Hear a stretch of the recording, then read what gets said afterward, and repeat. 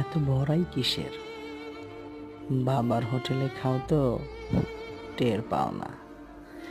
একবার বের হয়েই দেখো না দুনিয়াটা কতটা কঠিন। আজকে বাবার টাকায় ফুটানি দেখাইয়া গরিব মানুষের তো মানুষই মনে করো না। বাস্তব দুনিয়াটা সহ্য করতে পারবা তো? যদি নিজের জীবনটাকে সুন্দর করে সাজাতে চাও, একবার ওই ইটের দেয়াল ভেঙে মাটির কুটিরে এসে থেকে দেখো, বাস্তব জীবন উপলব্ধি করতে পারবে।